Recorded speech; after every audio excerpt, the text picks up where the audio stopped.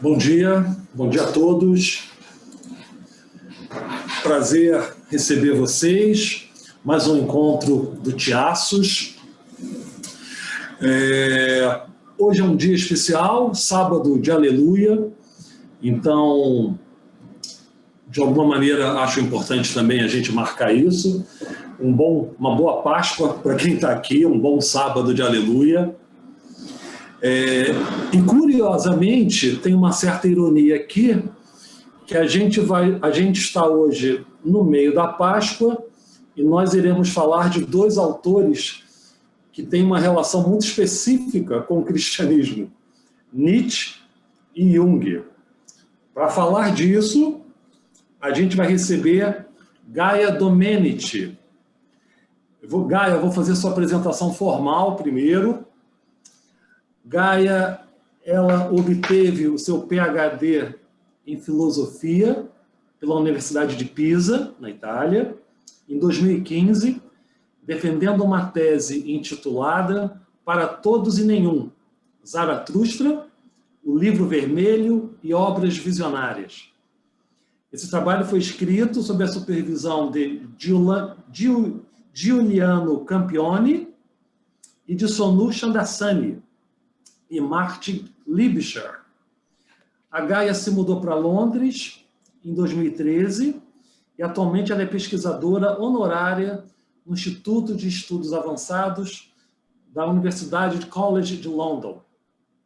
Ela também é editora-chefe da revista Fannis, jornal for Jungian History. Os interesses atuais de Gaia também dizem respeito à filosofia da boa forma e do fisiculturismo. Gaia, ela é coach certificada em nutrição e saúde e personal trainer de nível 3, treinando para se tornar coach de força e condicionamento de nível 4. Isso faz parte de um projeto de pesquisa dela, que está acessível no seu site, que depois a gente vai colocar aqui. Gaia é autora desse fabuloso livro. Eu cheguei até a Gaia através de um amigo meu espanhol que havia me indicado esse livro. É um livro excepcional, porque ela apresenta uma visão inteiramente diferente, até então, de uma possibilidade de interpretação junguiana sobre Nietzsche. E a tese da Gaia é de que é através do Livro Vermelho que nós vamos conseguir entender a relação do Jung com o homem Nietzsche. Só para a gente finalizar, nesse sentido, a Gaia ela entra numa linhagem dos grandes autores junguianos que têm se dedicado a pensar a relação Jung com Nietzsche, como Lucy Huskisson, que já esteve aqui no Tiaços conosco, e Paul Bishop, autor do clássico livro O Self Dionisíaco, que estará conosco também em setembro. Então, Gaia, seja bem-vinda. É um prazer te receber. Espero que você se sinta à vontade. A palavra é sua. Obrigado. Pelo Marcos. Em particular, como um homem que arcou com as consequências de uma individuação fracassada. A razão pela qual falar do meu livro é também contar a minha história é porque este livro se desenvolveu ao longo de uma jornada de 10 a 15 anos, que não pode ser separada do livro em si. Fiquei fascinada com a filosofia de Nietzsche e com Assim Falou Zaratustra ainda enquanto estudante de graduação em 2005, 2006. Tive a sorte de ter Giuliano Campione como meu orientador e supervisor em Pisa, onde eu estudei. Giuliano Campione é um dos estudiosos mais proeminentes de Nietzsche, bem como aluno direto de Giorgio Colli e Massimo Montinari, que inventaram o método histórico-crítico de abordagem da filosofia de Nietzsche. Tal método rejeita interpretações sistemáticas e metafísicas de Nietzsche e favorece uma leitura filológica de seus escritos, contextualizando cada um deles com referências, fontes, cartas, outros materiais relacionados publicados e não publicados. Estou mencionando isso porque esse método também teve um grande impacto em minha abordagem dos escritos de Jung. Fiquei extremamente fascinada com as leituras psicológicas de Nietzsche e Zaratustra. Então, decidi escrever minha tese de mestrado sobre o seminário de Jung sobre Zaratustra, um seminário de 5 anos que Jung ministrou em Zurique, de 1934 a 1939.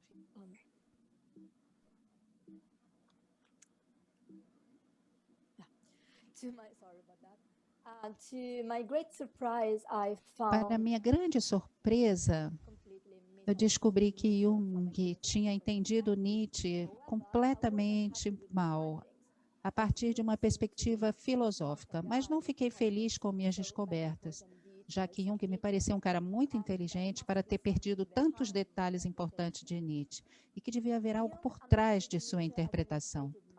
Jung entendia Nietzsche como um homem de ego inflado, como um indivíduo dominado pelo arquétipo do velho sábio, completamente incapaz de se conectar com a ânima e reconhecer o self, portanto, incapaz de se individuar. O significado filosófico de alguns conceitos importantes, como o Übermensch, o super-homem ou o eterno retorno, foi completamente esquecido por Jung, em virtude de uma forte interpretação psicológica.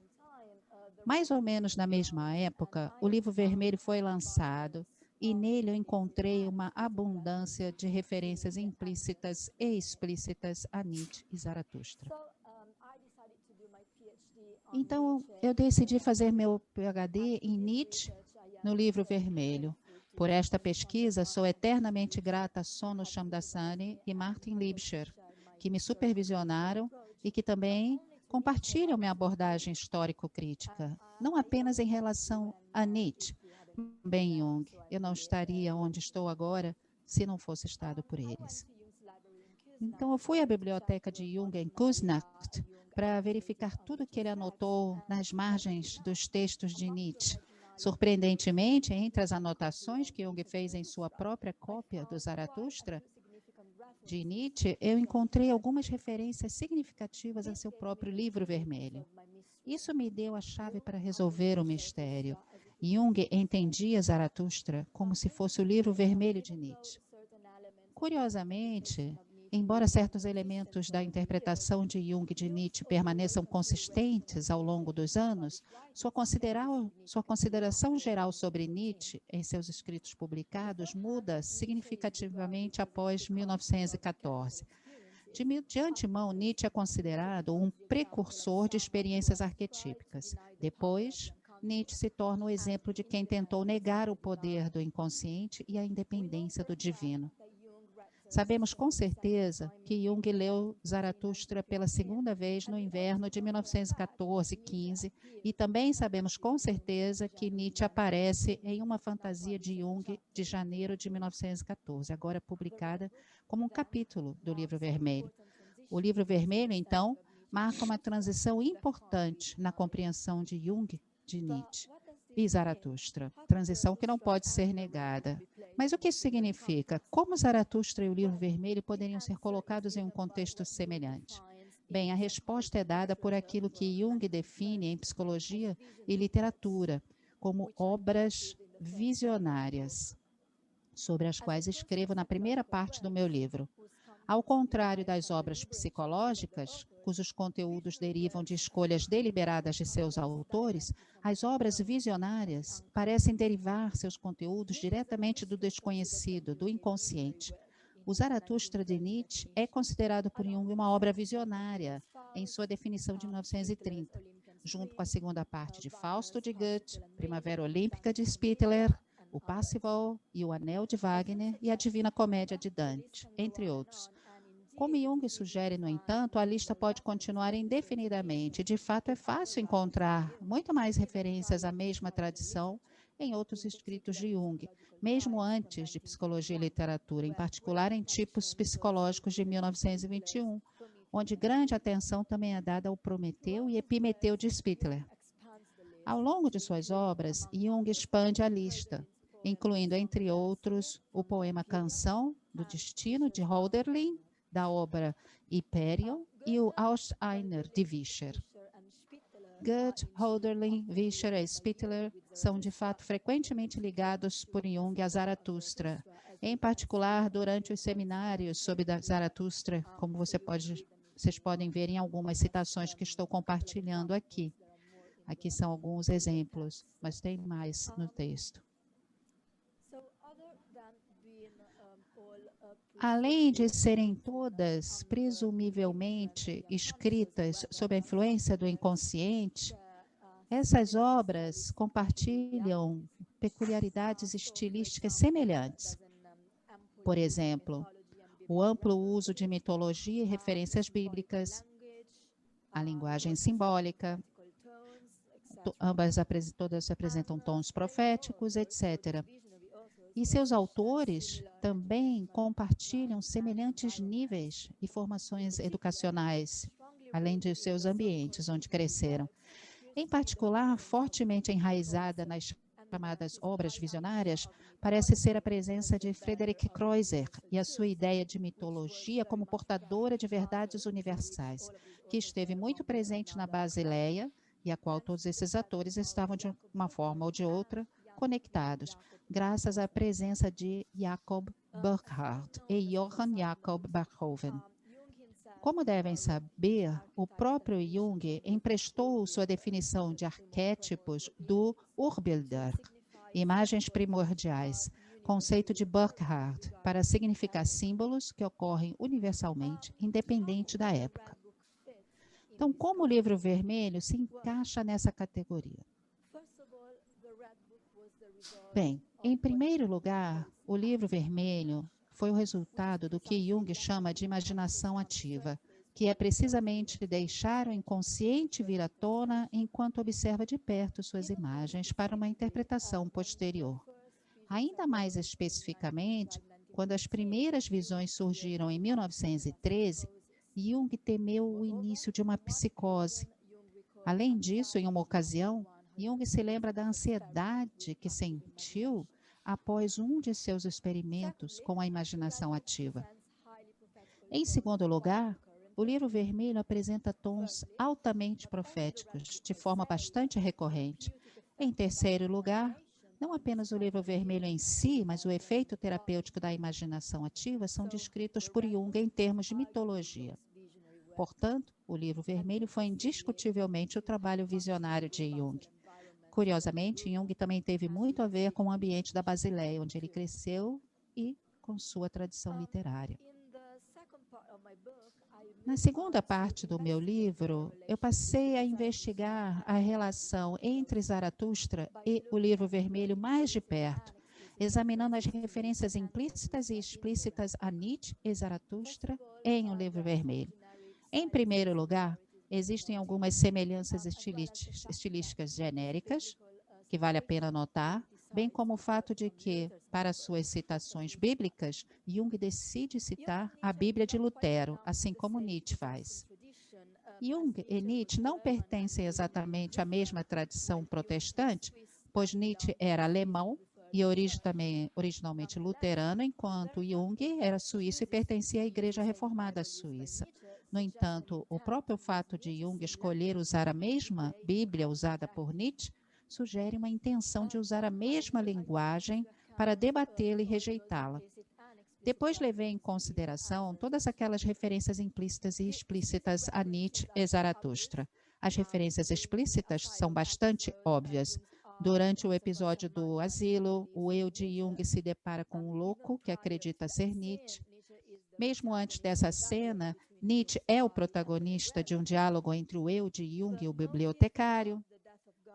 O motivo da morte de Deus é recorrente, aparece muitas vezes no Livro Vermelho. Nietzsche também é muitas vezes implicitamente, embora claramente, mencionado em Escrutínios. Todas essas referências acontecem depois de 1914, e este é um ponto importante a se notar, como já mencionei em parte. Quanto às referências implícitas, são todas aquelas ocorrências de certos símbolos, metáforas e outras imagens que estão predominantes não apenas na filosofia de Nietzsche, mas também em toda a tradição visionária. No entanto, a maneira como Jung entende e manipula essas imagens deriva de Nietzsche, e o uso que ele faz delas é direcionada a Nietzsche. De fato, quando contextualizadas em outros escritos publicados de Jung, bem como com outros capítulos do Livro Vermelho e com as anotações ao lado da cópia de Zaratustra de Jung, tais imagens revelam a intenção de Jung de se dirigir a Nietzsche. Vou dar um exemplo. Em O Livro Vermelho surge uma constelação simbólica formada pelas imagens do deserto e do leão, em relação à ideia de autotransformação. Mesmo que, à primeira vista, essa ideia não pareça estar mais conectada com a filosofia de Nietzsche do que outro material visionário, em que tanto o leão quanto o deserto desempenham um papel significativo, com um pouco de contextualização, a presença de Nietzsche emerge com bastante clareza. O ditirambo de Nietzsche, entre as filhas do deserto, apresenta a imagem de um leão moral, rugindo diante das dançarinas. Em outra estrofe, uma das garotas teria perdido a perna. Em uma anotação pessoal ao lado dessa passagem, Jung escreve: a moral devorou a outra perna. No final de Zaratustra, logo abaixo do último parágrafo, em sua cópia pessoal, Jung anota: na verdade, agora deve-se tentar realmente viver o conhecimento adquirido sobre a natureza humana e não apenas pensar sobre ele. Disso surgiria uma batalha com os leões e de sua vitória sobre o puer eternos, ou seja, a criança surgiria. Isso já significa doença, no entanto. Isso revela o entendimento geral de Jung sobre Nietzsche, embora o comentário talvez tenha sido escrito em um estágio posterior, como a referência ao puer eternos parece sugerir. De fato, um entendimento semelhante emerge da obra publicada de Jung sobre a psicologia do inconsciente, onde ele escreveu: ele falou em dizer sim e viveu o não. Sua aversão pelo homem, pelo animal humano que vivia por instinto, era muito grande. Apesar de tudo, não conseguiu engolir o sapo com que tantas vezes sonhava e que temia ter de engolir. O rugido do leão zaratustriano levou de volta à caverna do inconsciente todos os homens superiores que clamavam por viver. E palavras semelhantes também são usadas em A Função Transcendente, de 1916. Então, segundo Jung, Nietzsche não foi capaz de enfrentar e integrar seus instintos. Portanto, seu leão moral nunca permitiu que ele se transformasse e que a criança nascesse. Essa conexão permite ligar as imagens do deserto e do leão que aparecem em alguns capítulos do Livro Vermelho com o confronto de Jung com Nietzsche. Em particular, os restos de templos antigos, o eremita, o vermelho, o primeiro dia, estão todos tematicamente conectados e apresentam outros elementos nietzscheanos fortes, como alusões a um deus dançante, só para citar um. Portanto, toda a ideia do eu de Jung confrontando seus instintos personificados, enquanto no deserto, pode estar diretamente relacionada a Nietzsche e, consequentemente, entendida como uma resposta ao seu fracasso. Diferentemente de Nietzsche, Jung decide assumir o desafio, enfrentar seus instintos e abraçar o processo de renovação e autotransformação. Esses elementos serão desenvolvidos por Jung nos anos seguintes e culminarão com a interpretação de Zaratustra como uma representação da individuação fracassada de Nietzsche nos anos 30. Na terceira parte do meu livro, tratei de quanto impacto o Livro Vermelho teve na interpretação de Jung de Nietzsche nos anos 30, ou seja, em seu seminário sobre o Zaratustra de Nietzsche. Em particular, nas primeiras sessões, investiguei certos elementos que não se encaixam em uma interpretação filosófica correta de Nietzsche, mas sobre os quais surgiu toda a interpretação de Jung do Zaratustra de Nietzsche, tais como alguns elementos são, por exemplo, Zaratustra como uma representação do velho sábio e o Übermensch, o super-homem e o eterno retorno em relação à inflação de Nietzsche. Mais uma vez, comparar certas frases usadas por Jung no seminário com outras usadas de forma semelhante em um contexto semelhante no Livro Vermelho me permitiu ver a conexão. O personagem de Zaratustra não se encaixa bem na descrição do velho sábio. No entanto, alguns comentários que Jung faz no seminário lembram comentários que ele faz sobre o Philemon no Livro Vermelho e que o ajudaram a desenvolver o arquétipo do velho sábio em seus escritos publicados. Da mesma forma, a compreensão de Jung do Übermensch, do super-homem e do eterno retorno em relação à inflação de Nietzsche, faz sentido de uma perspectiva psicológica profunda, mas não em termos da filosofia de Nietzsche. No entanto, imagens semelhantes às utilizadas por Jung para comentar esses assuntos no seminário já foram utilizadas por ele no Livro Vermelho, Escrutínios, no que diz respeito à necessidade de reconhecer o elemento divino dentro de si e no mundo, que é precisamente a principal crítica que Jung faz a Nietzsche, e a razão que ele atribui à individuação fracassada de Nietzsche. Nas últimas sessões desta parte, eu investiguei um assunto que considero particularmente interessante, a saber, como certos animais que não desempenham um papel importante ou qualquer relevância para uma compreensão correta de Zaratustra estão sendo explorados e analisados por Jung em uma estrutura psicológica profunda, como as serpentes, as rãs e as pombas. Vou dar um exemplo para vocês, para que vocês possam visualizar um pouco melhor o que eu estou falando. Ao comentar o capítulo de Zaratustra da mordida da víbora, Jung afirma: esmague a cabeça da serpente e ela te morderá no calcanhar. Esse comentário soa fora de lugar, já que não há menção aos calcanhares no texto de Nietzsche, embora o elemento calcanhar seja importante na tradição bíblica. Na segunda edição de Símbolos da Transformação, Jung fará uma afirmação semelhante em relação ao mesmo capítulo. Se você quiser que a cobra machuque seu calcanhar, você só precisa pisar em sua cabeça.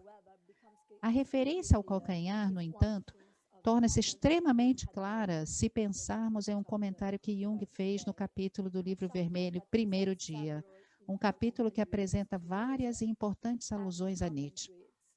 E o comentário é: mas o veneno da serpente, cuja cabeça você esmaga, entra em você pela ferida em seu calcanhar, e assim a serpente se torna mais perigosa do que era antes. Torna-se claro que Jung reconectou a mordida da serpente de Zaratustra à sua reflexão sobre ser mordido por uma serpente no Livro Vermelho. Mais uma vez, o cerne da interpretação é que o elemento divino deve ser reconhecido na sua independência do ego e integrado na personalidade. Nietzsche nunca fez isso. Então, ele falhou em sua individuação. Para concluir, é necessário deixar que Nietzsche e Jung joguem uma partida de xadrez imaginária.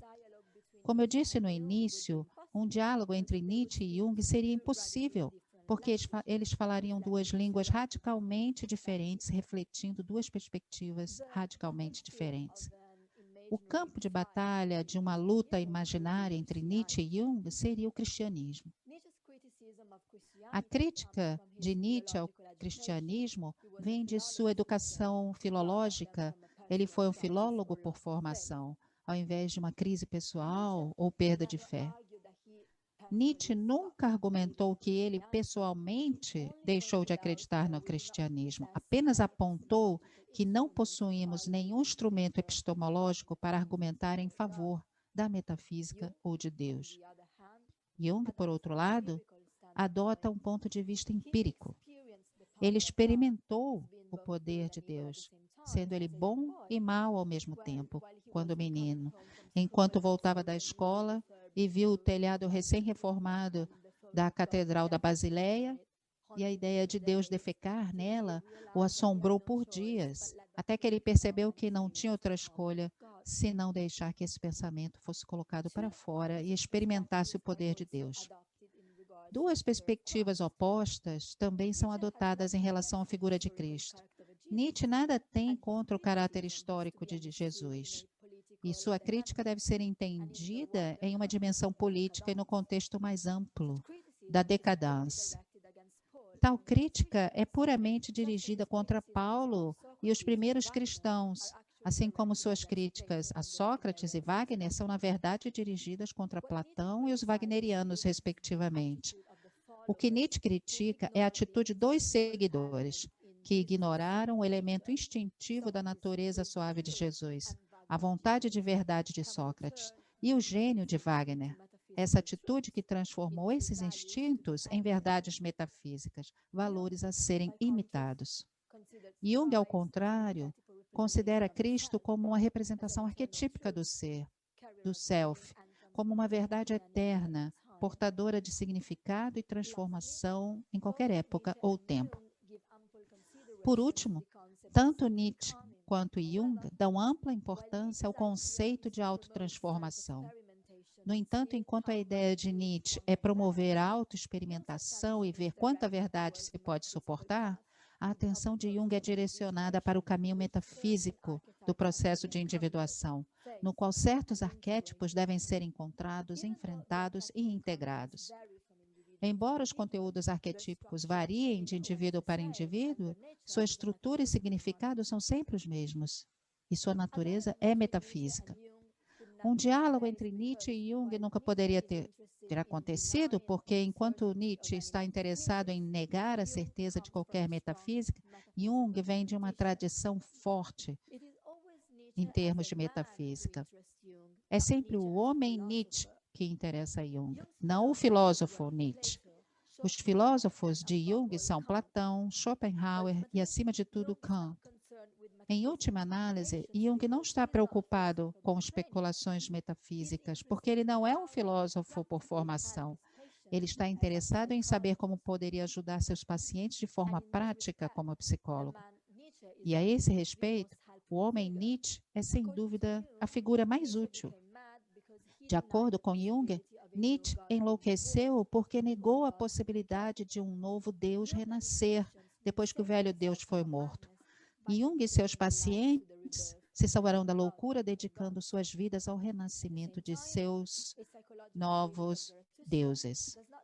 Ao mesmo tempo, uma leitura psicológica de Zaratustra não diminui o valor filosófico do texto. Ao contrário, ela o aprimora, abrindo novas perspectivas e para colocá-lo no vocabulário de Nietzsche, transvalorizando a própria filosofia de Nietzsche. Portanto, embora tal diálogo nunca pudesse ocorrer histórico ou filosoficamente, os frutos de tal diálogo definitivamente valem a pena ser colhidos, não apenas filosoficamente, mas também psicologicamente. Muito obrigada. Obrigado, Gaia. Muitas questões para a gente poder pensar junto, né? Acho que tem um material bastante complexo e com uma gama de interpretações, me parece, extremamente novas nessa relação do Jung com Nietzsche. A gente vai abrir para o diálogo agora, para o debate. Quem quiser perguntar, coloca o nome no chat, eu chamo. E eu vou, como de costume, começar. Tá, Gaia? Queria começar com duas questões. Uma primeira, Gaia, eu queria entender melhor como se dá essa passagem na obra do Jung, e acho que é uma interpretação que você faz, do Jung primeiro pensar o Zaratustra como uma imagem arquetípica do velho sábio, né, quase uma imagem do self, para depois pensar o Nietzsche como esse exemplo de fracasso da individuação. Ou seja, em que momento o filósofo Nietzsche se torna o caso Nietzsche para Jung? Quase um caso clínico, né? de um homem que enlouqueceu. Como é que, na sua interpretação, como é que se deu essa passagem?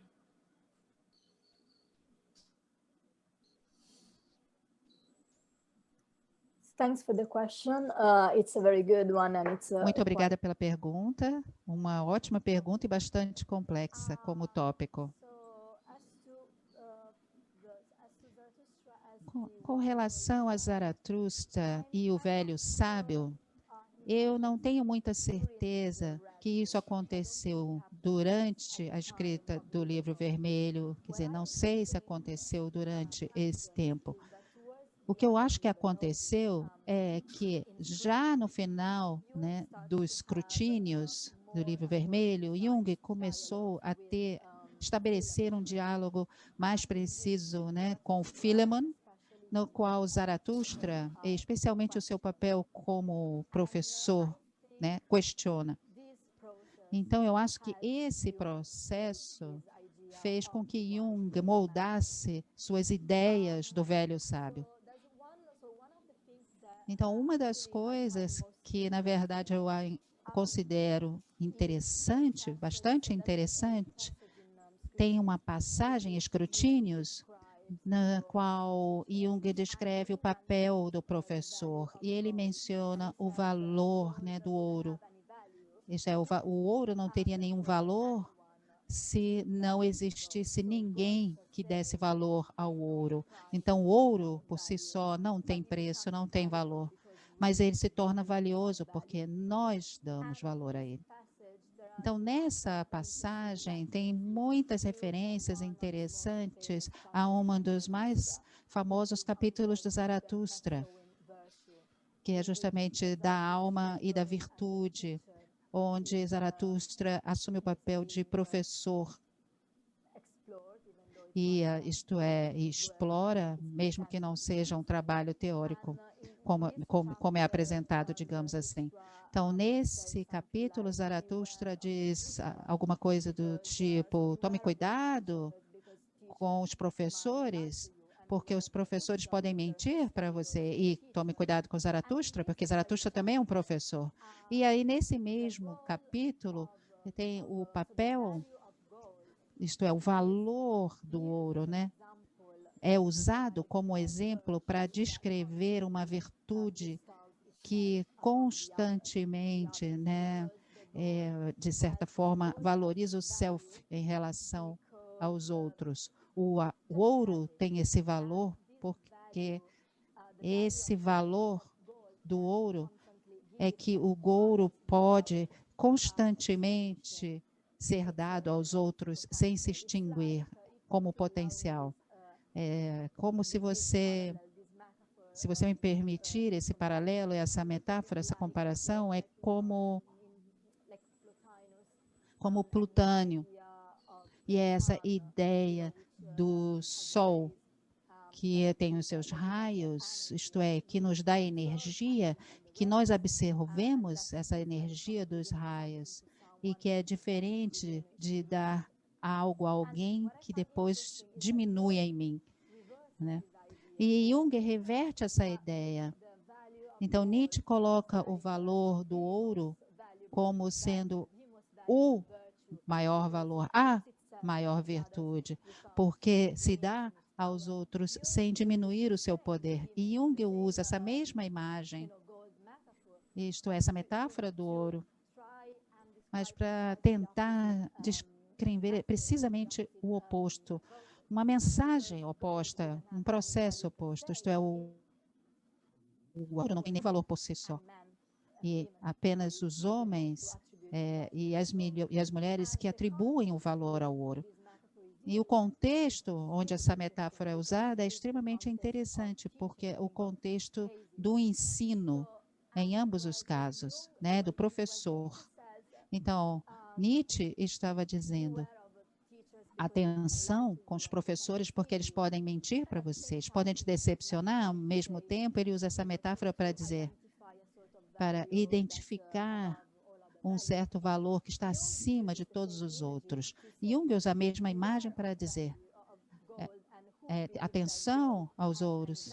Quem acredita que o ouro tem qualquer valor? Porque o ouro não tem valor se não tiver ninguém que dê a ele esse valor. Então, a minha interpretação é que, implicitamente, Jung está sugerindo que Zaratustra, como um professor, não foi capaz de aceitar, né, algum tipo de autoironia e aceitar a sua sombra. Ele estava, assim, querendo alunos, querendo que esses alunos, né, o amolassem, né? Então, ele estava, na verdade, faltava a ele essa característica, isso é, esse reconhecimento da sombra e do elemento de autoironia. Então, Zaratustra não era capaz de brincar com si mesmo. Então, ele estava ali muito ligado aos seus seguidores e alunos e se sentia, de certa forma, obrigado a ter esses alunos, assim como ouro, né, que teria qualquer valor. Então, o que era mais interessante é que Nietzsche também, e o Jung também lê isso em conexão com a personalidade de Nietzsche. Não Zaratustra como um personagem fictício, mas Zaratustra como um arquétipo do próprio Nietzsche e das experiências inconscientes de Nietzsche. Mais do que isso, isso é o arquétipo do velho sábio de Nietzsche, era aquele com quem ele se identificava. É Nietzsche, não apenas Zaratustra, mas Nietzsche, que precisa de alunos, que precisa de audiência, que precisa de alguém, porque ele é incapaz de compreender a sua própria sombra e reconhecer essa sombra. Isso foi mais ou menos pode ser a minha resposta à primeira pergunta. Se eu realmente penso que Philemon foi conscientemente desenvolvido enquanto ele estava lendo Zaratustra, mas eu acho que algumas caracterizações do velho sábio, né, que atravessa a sua obra em anos mais tarde, né, tem a ver com esse arquétipo Zaratustra. E também no final do Livro Vermelho. E também, por exemplo, eu ainda não terminei de ler os livros negros, mas nós temos algumas referências a Nietzsche também nos livros negros, que, de certa forma, seguiu um pouco a mesma direção. Então, a segunda pergunta era sobre o self e a ideia da fracasso da inflação. individuação. Do fracasso da individuação. Right. Yes. Isso, isso. Isso é realmente muito interessante. Basicamente, a ideia de Jung é de que Nietzsche, como homem que atravessa uma experiência arquetípica, isto é, ele está passando, né, por essa pedra, esse triângulo, e na Suíça, e ele então tem essa ideia do eterno retorno. Isto é assim que Jung interpreta metafisicamente, como um símbolo metafísico. Depois Nietzsche tem essa experiência com Zaratustra, que passa, né, por um, e um se torna dois, e isso é uma coisa que Nietzsche relata num poema, que é intitulado, né, Cis Murray. Nós sabemos que isso, na verdade, é um poema ficcional. Tem muitas elaborações nas suas notas não publicadas. Mas o que Jung realmente se interessa é essa ideia arquetípica de um que se torna dois. Então, a interpretação de Jung é, devido à educação que ele teve, ou a forma como ele foi criado, a educação, questões de personalidade, ele nunca foi capaz de desenvolver uma relação saudável com a própria ânima. Então, a ele faltou esse elemento de conexão com o inconsciente. Então, basicamente, de acordo com Jung, Nietzsche teve uma ânima muito pouco desenvolvida que se manifestaria num eroticismo imaturo, tais como dançarinas, né? Esse tipo de eroticismo. ou através de projeções, isto é, projeções da ânima, incorporações no personagem de Zaratustra. Então, por exemplo, Zaratustra parece ser muito ligado à dança, encantamentos, cantos, poesia e alguns elementos óbvios, de acordo com Jung, de elementos da ânima de Nietzsche, que não poderiam ser reconhecidos como tal, mas que então seriam projetados, incorporadas no Zaratustra como personagem. Mas o problema com isso é que, porque Nietzsche tem essa relação tão ruim, né, tão pobre com a ânima, ele não está pronto, preparado para encarar o inconsciente quando ele emerge. Então, o inconsciente, especialmente o self, estaria constantemente tentando chegar à superfície, de acordo com Jung. De acordo com Jung, a ideia de Nietzsche do Übermensch, o super-homem, por exemplo, seria a manifestação do self. Isso é, na minha opinião, Jung entendeu mal, né, essa ideia de Nietzsche do super-homem. Ele um pouco relaciona ele relaciona a sua própria ideia, né, do Übermensch. Mas o ponto é que Nietzsche tinha essas mensagens do inconsciente, essas tentativas do inconsciente de se revelar e para ser integrado. Mas Nietzsche, por um lado, não estava pronto para isso, por conta desse relacionamento muito pobre que ele tinha com a própria ânima, e, por outro lado, ele, de certa forma, rejeitava isso, porque ele não acreditava nesse tipo de realidade, de acordo com Jung. Que, mais uma vez, eu discordo, porque eu não acho que seja esse o caso, mas isso não importa, porque essa foi a interpretação de Jung, e é isso que importa aqui. E também, ele nunca, digamos assim, foi capaz de aceitar e integrar a sombra. Então, por conta de todas essas razões, o processo de individuação não aconteceu. Então, Nietzsche era um tipo introvertido, intuitivo, de acordo com Jung, justamente Zaratustra tinha uma atitude oposta, o personagem, o que Jung chamava de orgia dionisíaca, porque, de acordo com Jung, a partir da segunda parte do Zaratustra até o final, e mais uma vez, já do final da viagem, da vida de Nietzsche, que seria essa clímax dessa resolução dionisíaca, isso é, essa representação, né, de um tipo extrovertido sensação, de acordo com Jung, isto é, no personagem Zaratustra. Então, esse fracasso da individuação vem disso, se você quiser resumir, digamos assim. Então, quando Nietzsche deixa de ser Nietzsche, o homem, e se torna o caso Nietzsche, Jung começa a publicar os seus escritos em torno de 1915.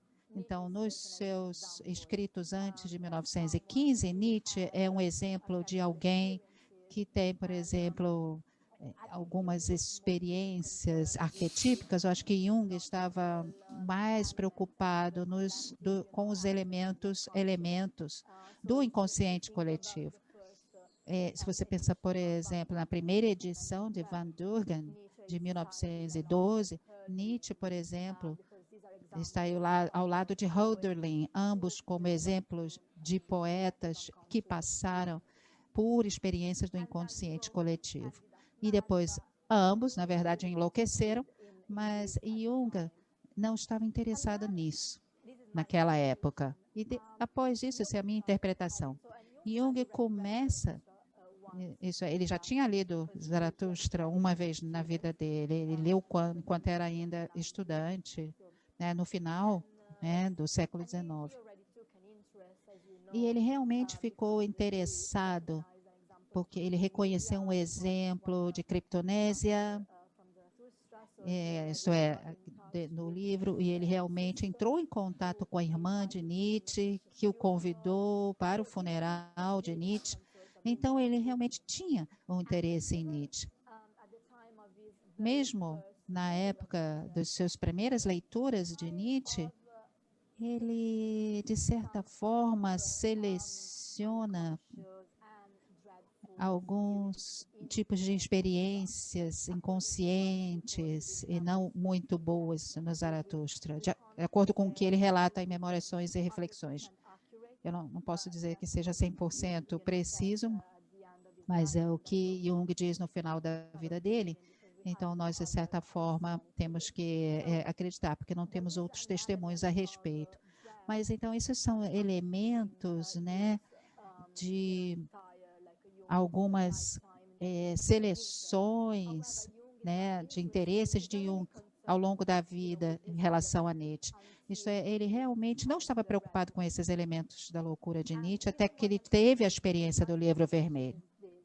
Então, isso é a minha hipótese. Ele começou a ter as primeiras visões e, assim, ele ficou um pouco assustado com a possibilidade de uma psicose no início. Depois ele percebeu que ele não tinha nada a temer. Depois, esse tipo de confronto com Nietzsche se tornou cada vez mais vivo e ativo. Inicialmente, Nietzsche era apenas uma referência em alguns comentários. Você não encontra muito Nietzsche nos primeiros capítulos do Liber Novus, além nos comentários. Então, se você dividir Liber Novus, na primeira parte, que é apenas as visões, e todas as partes, a parte 2, que estão os comentários e tudo, você vai encontrar um pouco de Nietzsche nessa camada 2, mas certamente você não vai encontrar muito de Nietzsche. Então, em torno de janeiro de 1914, Jung teve essa visão. E foi aí que alguma coisa deu um clique, mudou. Isto é, a partir daquele capítulo, ele não estava apenas preocupado com a loucura realmente, que estava se tornando real dentro das preocupações de Jung, mas também com a ideia de deixar um Deus renascer depois da morte do Deus. Isso é, tradicionalmente, isso estaria mais conectado com a ideia de Nietzsche. E isso culmina com a necessidade de ler Zaratustra pela segunda vez. Isso é, no final do ano de 1914. De acordo com o Jungiano, que nos falou, né, sobre isso no seminário, a razão por que ele decidiu ler de novo Zaratustra é porque ele estava preocupado com o self, e ele estava querendo desenvolver seu conceito de self. E ele acredita que Nietzsche tem algum tipo de intuição do self, mas que ele não foi capaz de desenvolver profundamente essa ideia, porque, de acordo com Jung, em Nietzsche faltava a ideia do inconsciente, o que é errado, na minha opinião, mas, mais uma vez, isso não é relevante. Então, é aí que Nietzsche se torna um caso para Jung, porque Jung, obviamente, estava com medo de enlouquecer durante um certo tempo. Eu diria que nos primeiros 2 anos, após as primeiras fantasias, eu diria no final de 1912 até janeiro de 1914. Então, mas depois ele encontra, digamos assim, a cura para essa, digamos, doença, esse tipo de loucura. E a cura é criar um novo tipo de cristianismo, que é diferente do cristianismo original. Nós precisamos parar de acreditar, isso é a imitação do Cristo, e nós precisamos começar a viver para nos tornar Cristo. Quer dizer, nós precisamos aceitar o divino, aceitar essa independência, diferente do Nietzsche. E também nós precisamos querer nos tornar, né, isto é, realmente realizar o self, mais uma vez diferente de Nietzsche.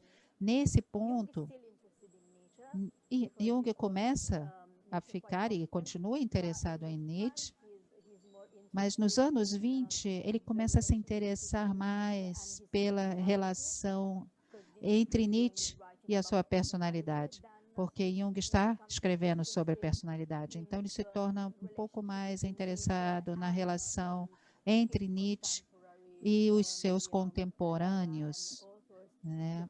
E a sua era contemporânea, porque Jung se torna mais interessado na ideia do inconsciente coletivo. Em relação a essa mensagem.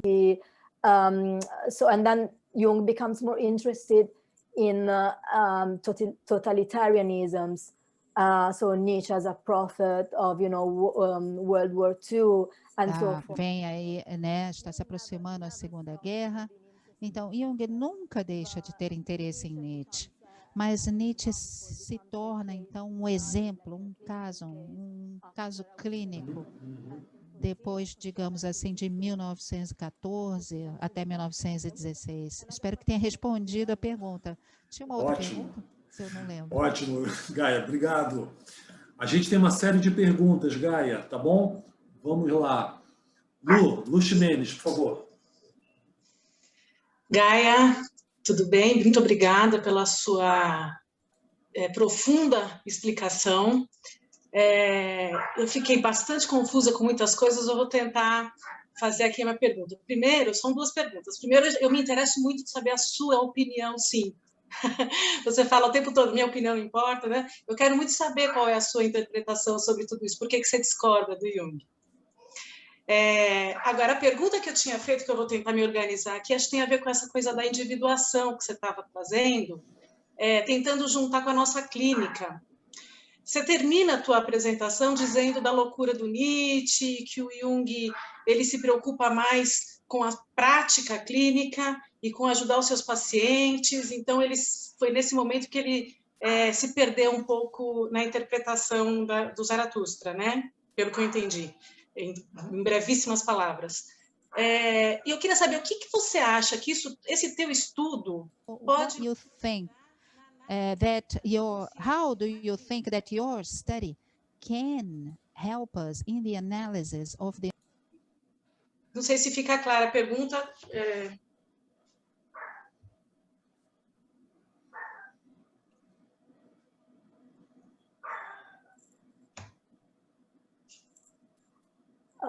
So thanks for this question. Muito obrigada por essa pergunta. É uma pergunta complicada de responder, mas é muito boa. Eu não sei, não tenho muita certeza. Eu, na verdade, eu sou uma historiadora por treinamento, eu estudei filosofia.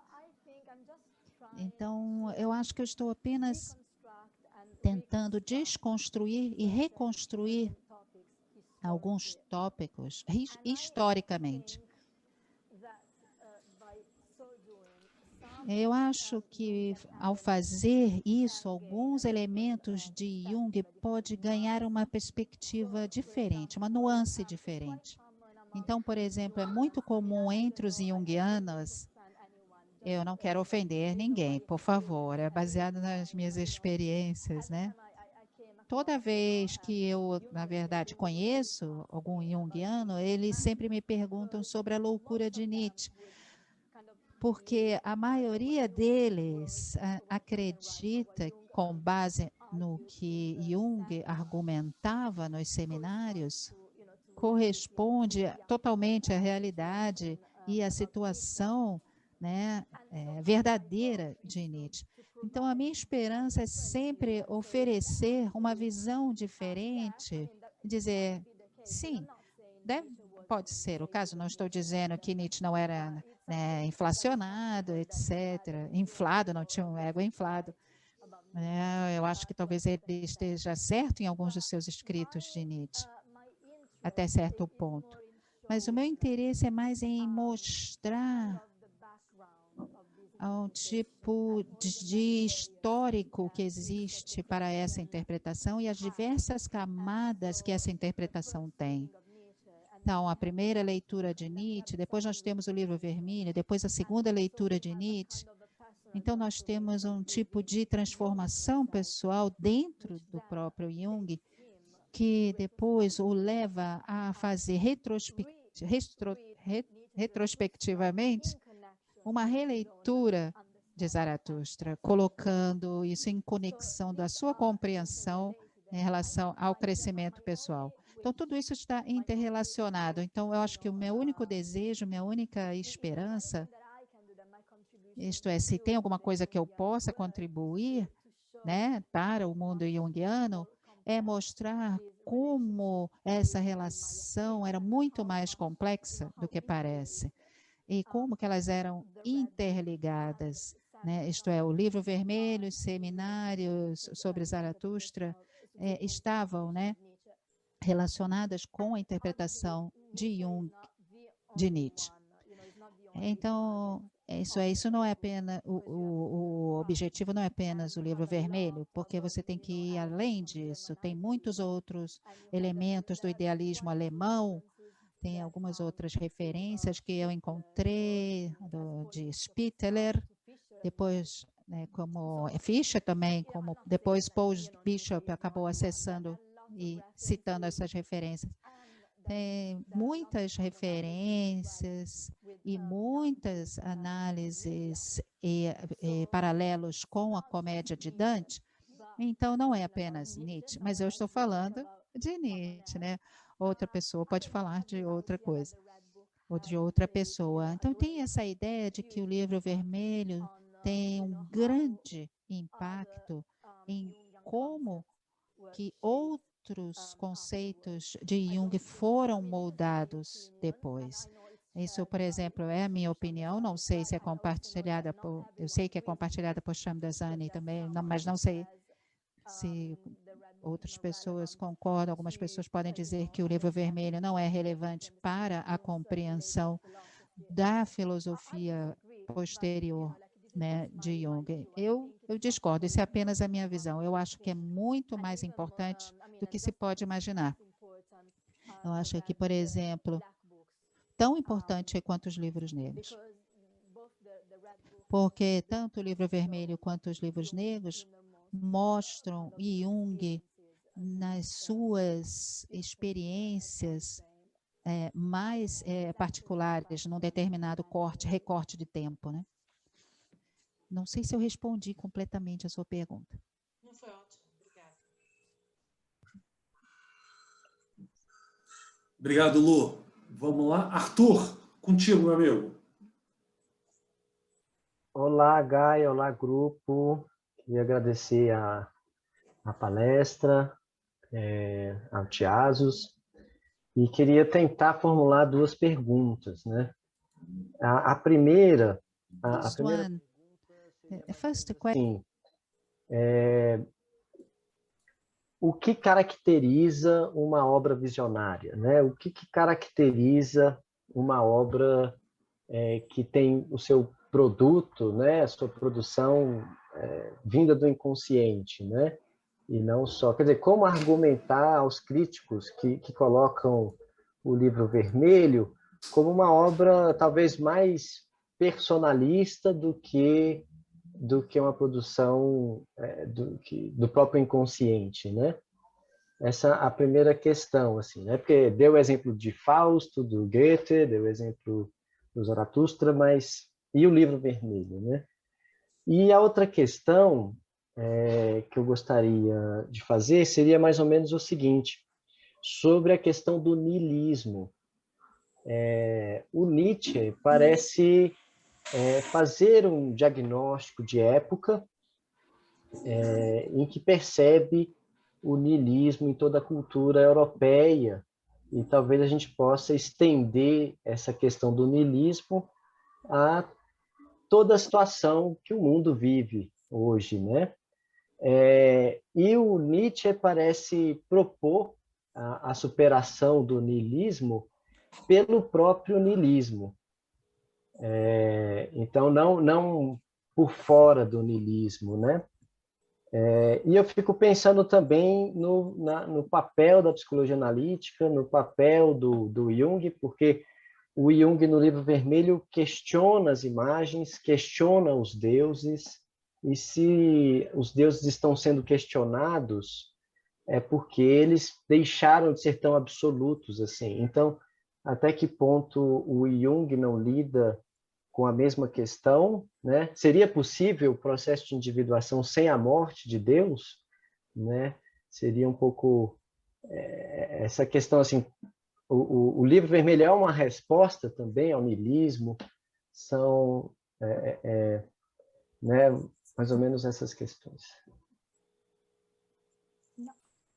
Yeah, thank you very much for your question. Muito obrigada pelas suas perguntas. São perguntas muito profundas. Eu vou tentar aqui dar o meu melhor para responder. Para responder a primeira pergunta, eu vou aqui compartilhar com vocês um capítulo do meu livro, porque a citação está.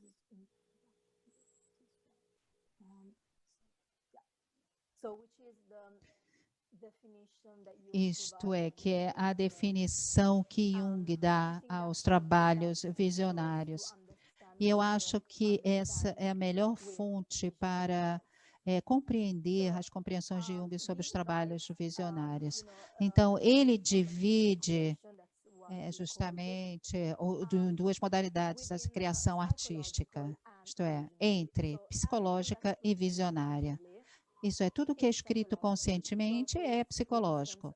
Então, por exemplo, no Ulisses, James Joyce, ou a primeira parte do Fausto de Goethe, e muitos outros escritos.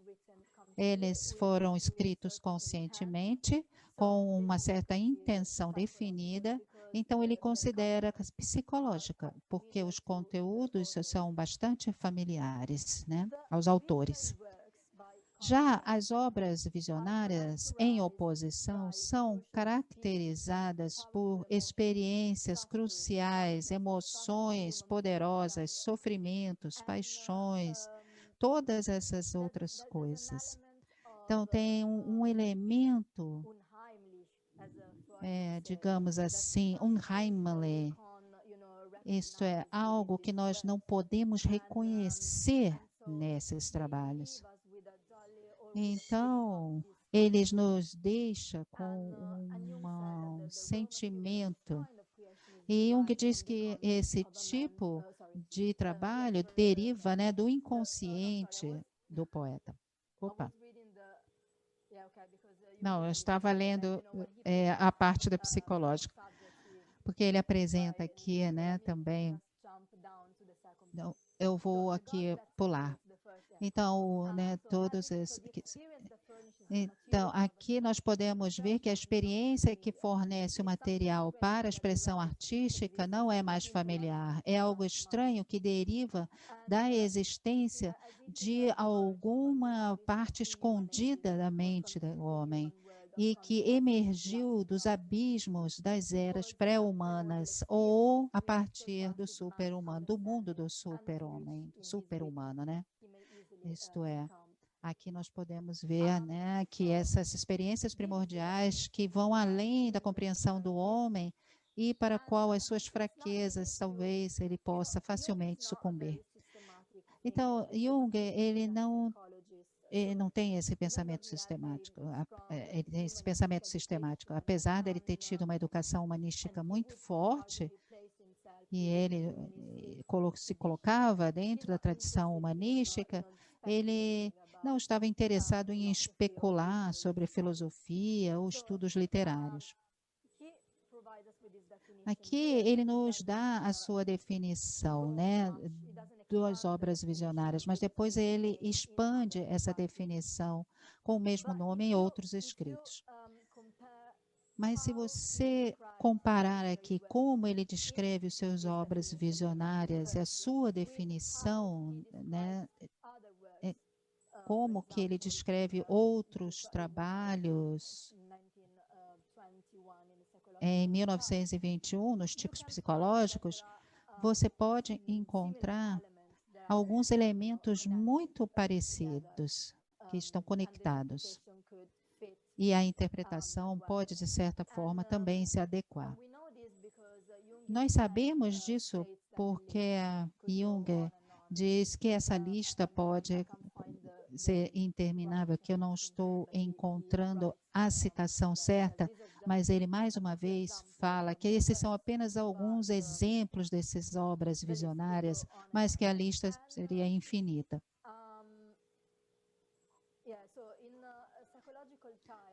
Nos tipos psicológicos, Jung fala sobre a relatividade do símbolo. Isto é, ele mais uma vez, ele fala de Nietzsche, Wagner, Dante e Goethe, né? Então, mais uma vez, e também tem aqui mais algumas adições à lista, quer dizer, tem muitas outras. Eu fiquei interessado neles porque eles tinham né, uma educação parecida, entre eles também, onde eles cresceram. Quer dizer, eu estava interessada naqueles que, na verdade, poderiam nos dar alguma informação a mais sobre essa tradição, mas também que Jung reuniu nos seminários sobre da Zaratustra. Por isso que eu usei esses exemplos aqui. Então, essa é a definição que Jung nos dá, e essa é onde a minha ideia de obras visionárias surge. Então, eu realmente não acredito que você disse que o livro vermelho seria como uma experiência de Jung, né? Que seria dentro um trabalho íntimo de Jung. Mas eu, na verdade, não veria uma objeção de que o livro vermelho possa ser considerado uma obra visionária, mesmo que a gente possa considerar como as experiências íntimas de Jung, porque você ainda encontra ali muito simbolismo, você ainda encontra muito de referências mitológicas, você ainda encontra ali elementos proféticos, você ainda encontra religiões, referências religiosas, muitos elementos que são comuns a esses outros trabalhos visionários. Quer dizer, isto é, eu não estou analisando obras visionárias em termos das suas experiências com o inconsciente, porque eu não tenho instrumentos para fazer isso. Eu não sou analista, e mesmo que eu fosse, não creio que eu fosse capaz de analisar a partir dessa ótica. Eu posso dar apenas uma opinião externa sobre textos, baseado no que eu posso analisar. Então, esses textos também podem ser descritos como experiências dos autores com as suas próprias questões íntimas, e nós sabemos disso porque nós temos muitas cartas que atestam isso, nós temos outras referências e fontes. Então, o modo como esses autores consideraram os seus trabalhos é muito parecido com aquilo que nós chamamos de experiências íntimas, quer dizer, não muito diferentes das experiências de Jung. Mas, por outro lado, Jung também reelaborou as suas fantasias de forma mais consciente, o que, mais uma vez, o que muitos autores visionários fazem com suas obras, isso é a atenção ao estilo, à linguagem, mesmo que o estilo de Jung não pareça poético, porque ele não é um poeta, ele é apenas um homem tentando escrever a respeito das suas fantasias e interpretá-las. Mas ainda assim, existe algum tipo de tentativa poética, isto é, uma tentativa de criar uma musicalidade e reelaborar o texto, e depois adicionar alguns comentários. Então, quer dizer, eu não vejo por que esse trabalho, né, não poderia ser considerado uma obra visionária, de acordo com a definição de Jung. Mas essa é a minha opinião, é a minha compreensão. Eu sei que de outras pessoas que compartilham a minha visão, mas é claro que essa não é a única visão.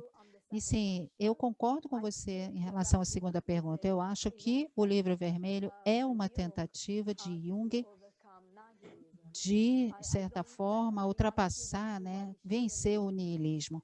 Não sei por que não seria.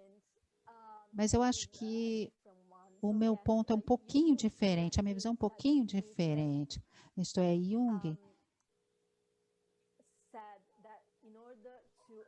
em relação a Nietzsche, isto é, para que a gente se torne niilista, nós temos que enfrentar a realidade e não negá-la, isso 100%, e isso tem a ver com o niilismo passivo ou ativo.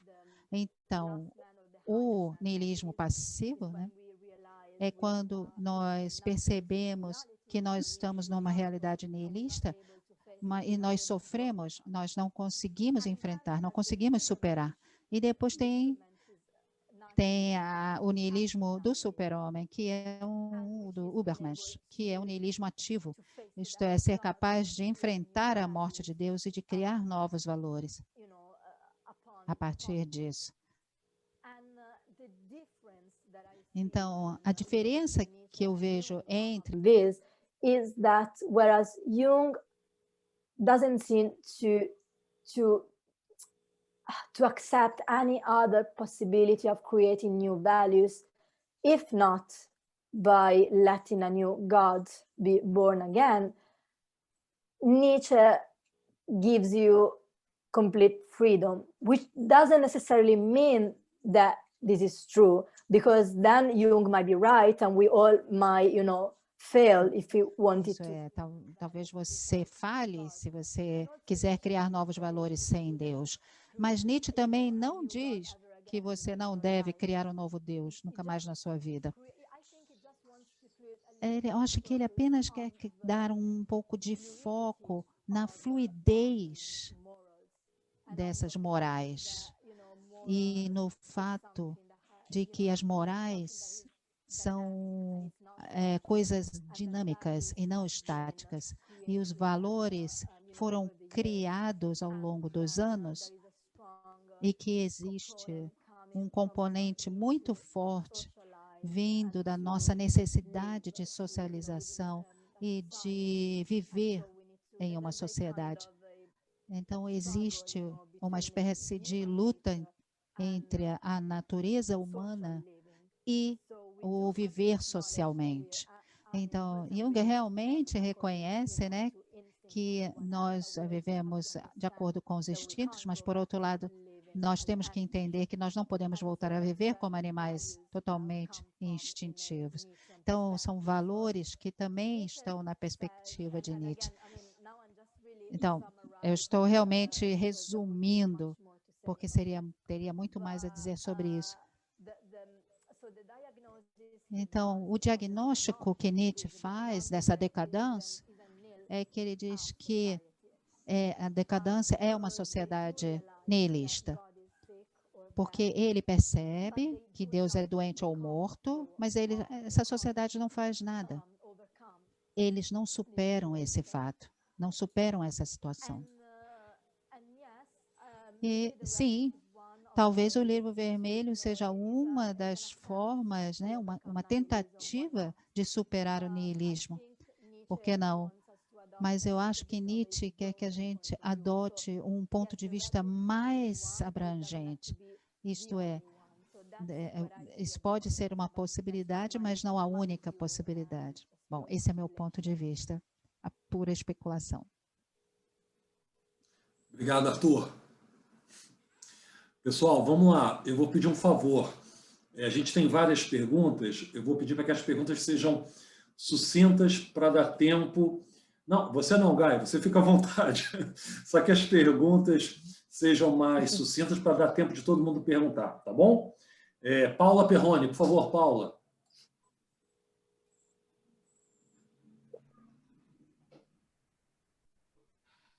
Olá, Gaia, muito obrigada por transmitir para nós elementos tão ricos, né, da sua leitura entre os dois autores, da compreensão entre os dois, e esses momentos diferentes que você está mostrando para a gente. Acho que agora vai ser muito mais possível a gente poder compreender melhor o seminário, né, de Jung, do Zaratustra. Então, eu queria te perguntar, essa ideia da individuação do Jung, né, do tornar-se quem se é, que a gente sabe que ele trouxe do Nietzsche, como que seria, daria para a gente pensar a diferença de compreensão entre os dois a respeito dessa ideia?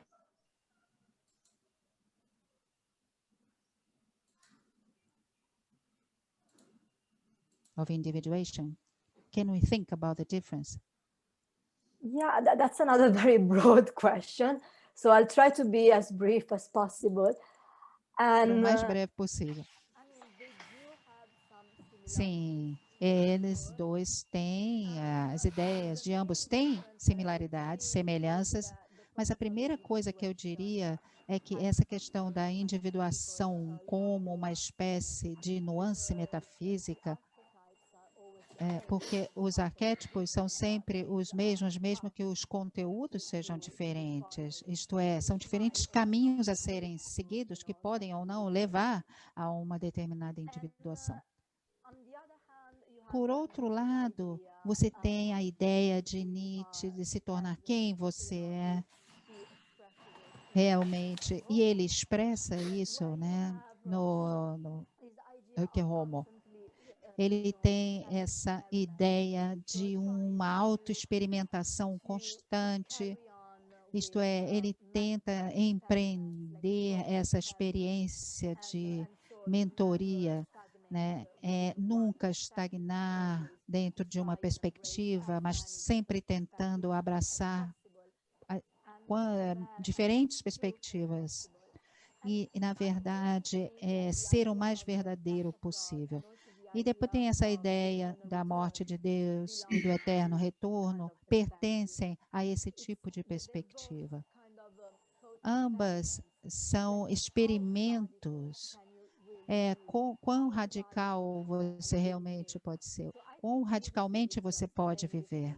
Então, eu acho que essa é a principal diferença entre a ideia de Jung de individuação e a ideia de self-becoming, de se tornar si mesmo, de Nietzsche.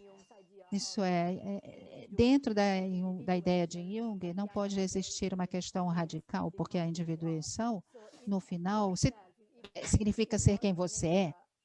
Isto é, se na sua natureza existe esse elemento do radicalismo, e se essa integração de elementos conscientes e inconscientes leva você a ser radical, eu acredito que a ideia de Nietzsche, né, de self-becoming, pode ser considerada uma espécie de individuação. Mas não todos, de acordo com Jung, são feitos para viver uma vida radical. Isto é, estou pensando, por exemplo, em alguém que foi criado com tradições e valores católicos muito fortes, talvez não sejam abertos o suficiente para experimentar a morte de Deus, e talvez não seja realmente benéfico para o próprio processo de individuação. Então, eu acho que é assim que eu considero a diferença. Eu não sei se responde a sua pergunta ou se você tem algo mais específico que você queira que eu aborde. Ótima a sua resposta, muito obrigada, acrescentou bastante. Obrigado, Paula. Vamos lá, Pedro Henrique, por favor. Oi, Gaia, muito obrigada. Eu fiquei pensando, assim, acho que minha pergunta vai bastante na linha da pergunta da Lu, que eu fiquei pensando também nesse finalzinho, quando você vai pensando a loucura de Nietzsche, como o velho Deus morreu, o novo Deus não nasceu, né? Ou você falou mais cedo também de que para Jung, Nietzsche teria ficado no leão, não teria nascido criança. Mas aí eu não pensei só na clínica, eu pensei em tudo que o mundo tem vivido, enfim, cada cultura a seu modo, mas o mundo tem vivido. Desde Nietzsche, parece que cada vez mais intensamente, né? Assim, principalmente depois do fim do século passado, talvez. E não sei, o que a gente pode aprender dessa conversa impossível de Jung e Nietzsche para tudo isso que a gente tem vivido?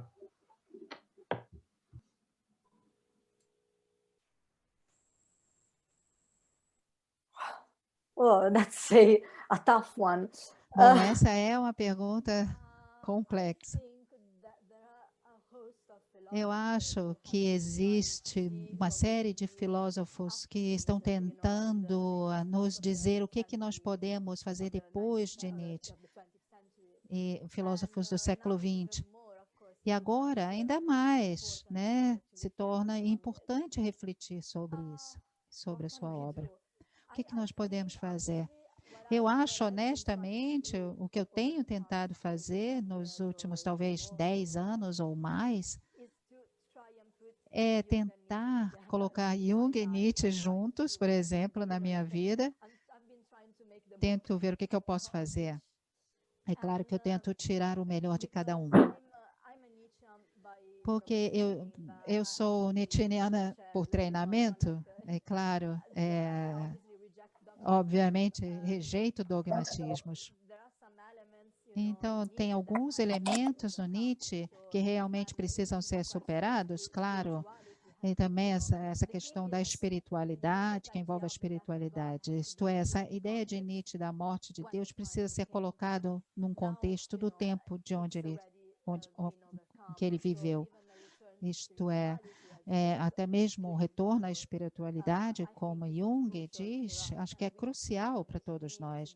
E provavelmente nós precisamos nos tornar um pouco mais espirituais. Então, eu diria que nós temos que tentar viver tão radicalmente quanto possível. Por um lado, eu acho que realmente esse é o maior ensinamento que nós podemos ter de Nietzsche. Nós precisamos nos tornar melhores, né, em buscar a verdade, viver e capazes de viver de forma radical como humanos. Porque isso nos dá um senso de abertura da mente. Eu acho que o Jung já pertenceria a um certo ceticismo em termos de tradição filosófica, mas eu acho que isso é um dos maiores ensinamentos de Nietzsche que você pode dar a alguém como professor. Mas depois, por outro lado, nós temos o elemento espiritual de Jung, que eu acho que é muito, muito importante na nossa sociedade. Não precisa ser o Deus original do cristianismo, não necessariamente precisa ser esse Deus, mas pelo menos um sentido de uma tentativa de reconhecer que nós pertencemos a algo muito maior do que nós mesmos. Talvez possa nos ajudar e possa também acrescentar elementos importantes na nossa perspectiva. Isto é, eu acho muito interessante ter esse tipo de sentimento e pensamentos quando você vê pessoas realmente brigando, discutindo sobre questões tão pequenas e estúpidas. Eu sempre penso, mas será que as pessoas não sabem que tem muito mais na vida? Será que essas pessoas não pensam que isso é apenas uma pequena e estreita perspectiva e que, na verdade, ela pode estar errada?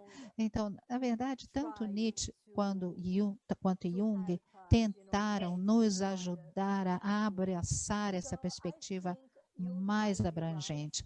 Eu acho que Jung pode estar certo ao analisar Nietzsche como, né, um homem de ego inflado, mas talvez ele esteja equivocado em considerar Zaratustra como uma representação de uma individuação fracassada. Talvez eu até discutisse com ele sobre isso. E talvez ele esteja errado ao considerar que a loucura de Nietzsche começou ao escrever Zaratustra. Isso não é verdade.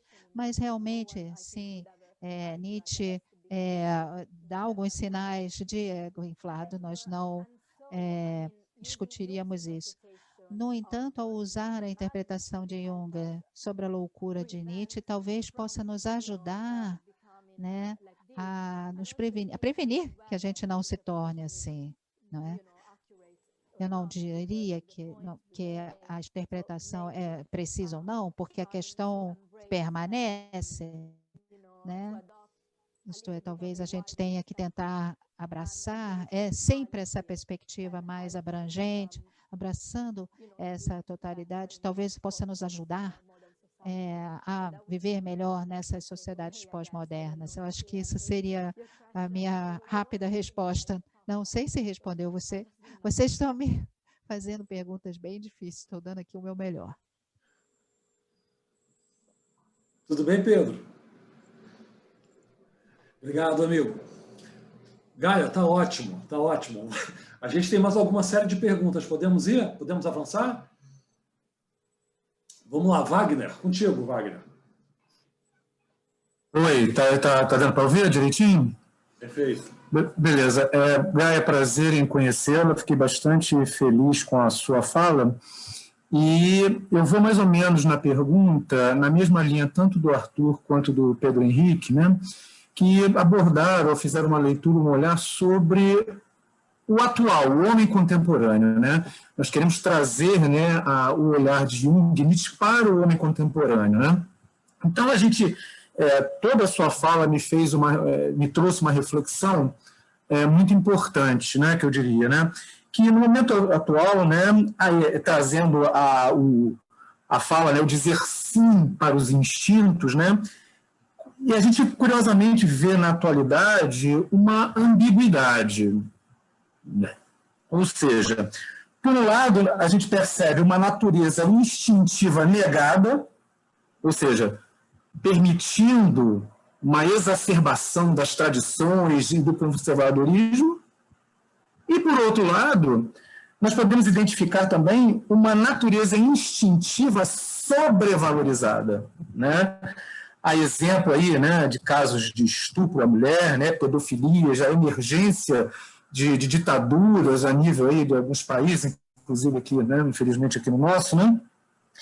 E eu gostaria de perguntar a você o seguinte, Gaia, que, na sua opinião mesmo, tranquilo, é só uma conversa, né? Que pistas Nietzsche e Jung oferecem para a gente para que a gente possa considerar a natureza instintiva sem, no entanto, que a gente caia numa enantiodromia? Eu acho que esse é um desafio, né, para o homem contemporâneo. Né? Como considerar a natureza instintiva dentro do seu correto prisma, mas sem, no entanto, cair numa enantiodromia? O que a gente pode pensar sobre o assunto? Obrigado. Thank you very much for this question. Muito obrigada pela pergunta e também pela sua reflexão, que foi muito inteligente. Sim, eu acho que tanto Nietzsche e Jung realmente lidam com esse problema. Nietzsche, na verdade, não faz isso em Zaratustra, mas ele menciona um pouco, mas Zaratustra é mais uma ficção, um trabalho de ficção. Isso é uma espécie de um romance, então ele está mais interessado em usar uma linguagem poética para expressar alguns conceitos, mas depois ele também elabora esses conceitos em outras obras. Mas ele realmente lida com essa questão algumas vezes. Então, a sua ideia é precisamente como você disse, isto é, por um lado, nós precisamos reconhecer nossa natureza instintiva, mas depois, por outro lado, não tem como voltar a essa natureza, como também não tem como voltar à Grécia Antiga, isto é, Nietzsche tem esses ideais gregos maiores, mas nós não somos gregos, nós não somos animais, nós não somos homens das cavernas, e também não somos gregos mais. Então, tem alguns aforismos muito bonitos que quando ele escreveu no Human to Human, que é o humano to humano, que onde ele nos chama europeus, isto é, os europeus, isto é, que é se tornar assim um pouco como extra-europeus, isto é, adotando uma perspectiva maior, e de certa forma superando essa estreiteza da nossa perspectiva dura, né?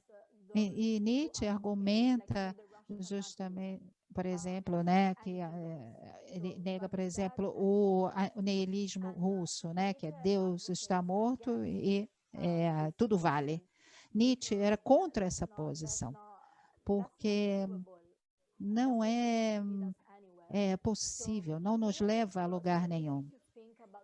Mesmo que você pense, por exemplo, no super-homem, que é esse tipo de homem ideal que superou essa decadência e que aprendeu a aceitar a vida e dizer sim à vida, isto é, afirmar em vez de negar a vida e os instintos, ou aceitar essa questão do eterno retorno, que é a hipótese mais radical dele.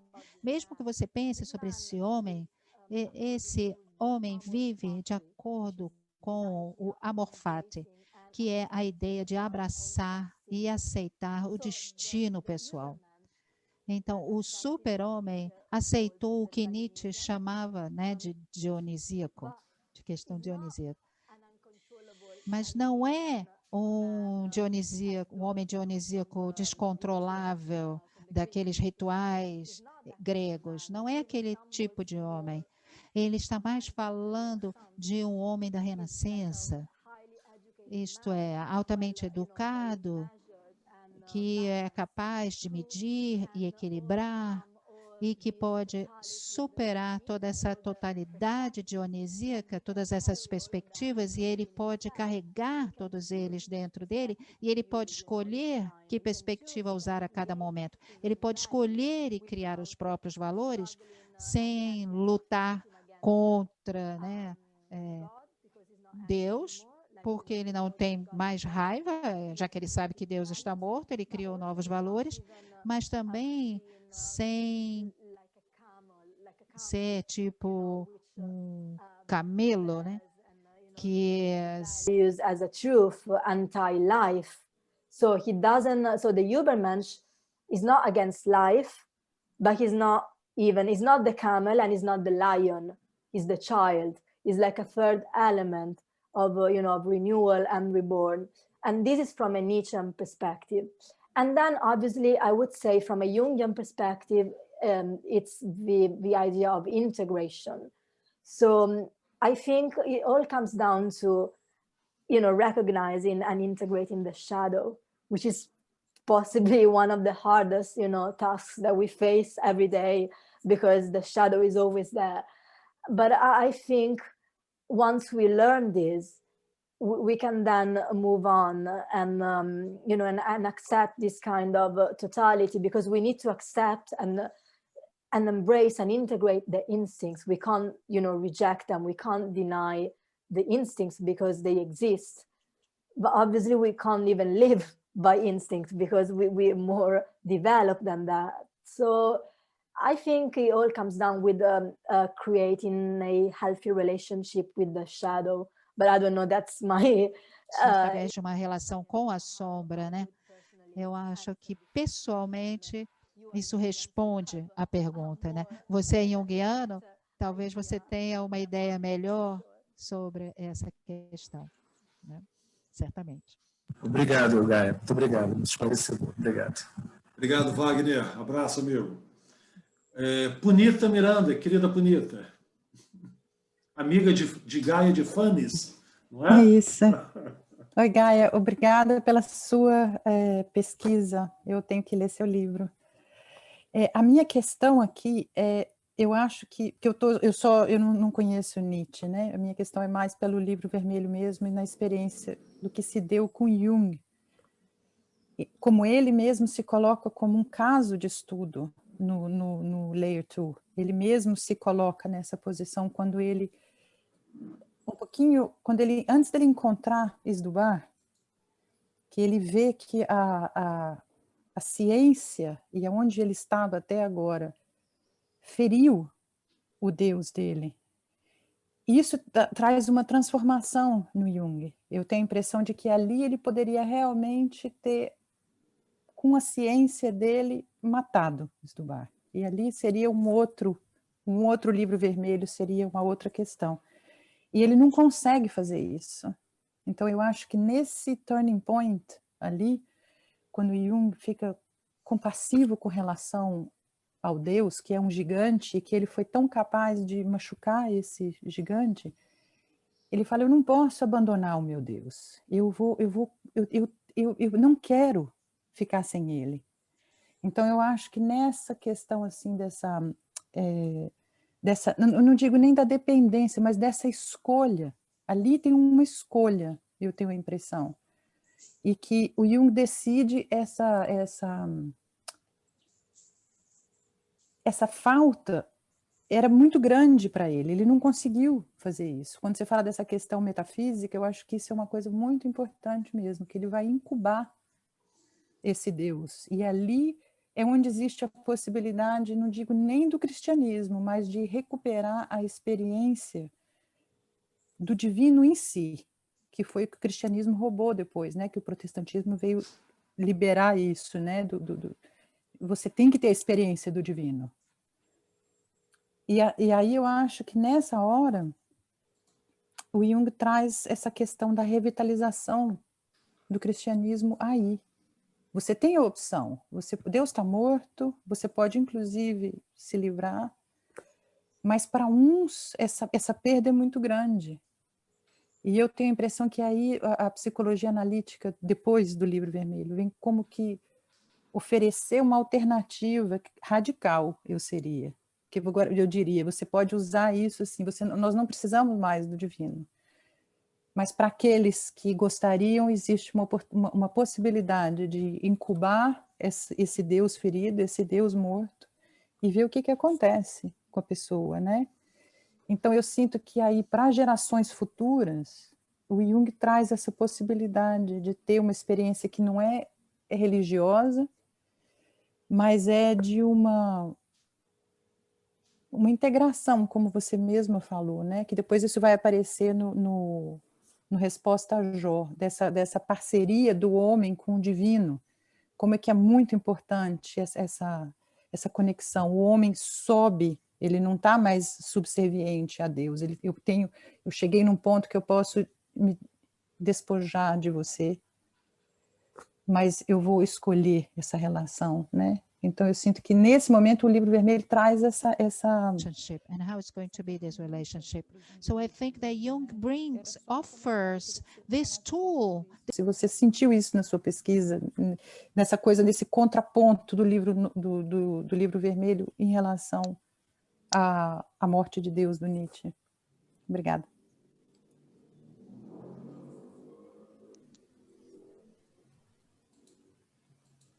Thanks, Punita, for this. Muito obrigada, Punita, por essa pergunta. Não é realmente uma pergunta, é mais assim uma reflexão. E realmente muito obrigada, porque enriquece a nossa discussão. Eu não poderia concordar mais com você. É muito interessante que você mencionou a escolha, o elemento da escolha. Isto é, o fato que a gente pode escolher, né, que Deus está morto, mas nós não necessariamente devemos deixar que outro Deus nasça, mas nós podemos escolher o elemento divino e incorporá-lo na nossa vida. E também é muito interessante que você mencionou, dentro do elemento da ferida, né? Porque nós temos assim, na referência cripto, isso eles têm um aforismo que justamente menciona, né, o veneno das ciências, é uma referência a esse aforismo, porque nesse aforismo, de fato, nós podemos ver que a ciência é considerada como um veneno, porque se você se tornar muito racional, se você se tornar muito extremo no seu logos, no seu racionalismo, você também pode ser envenenado, porque isso te coloca contra a sua totalidade. Especialmente porque você iria ver o problema a partir do Yin, mas você ia perder o Unzin ou Uberzin, isso é o significado supremo. Então, isso é realmente relevante, porque, na verdade, dentro desse episódio de Etubal, isso é realmente conectado a Zaratustra. E, na minha opinião, é uma das poucas respostas bem diretas de Nietzsche, né, presença de Nietzsche, que nós podemos ver no Livro Vermelho. Então, o racionalismo mata Deus, porque se você começar a pensar sobre a morte de Deus, não tem mais espaço para Deus e para Deus viver de novo. Como Nietzsche escreveu em muitos outros de seus escritos, o cristianismo por si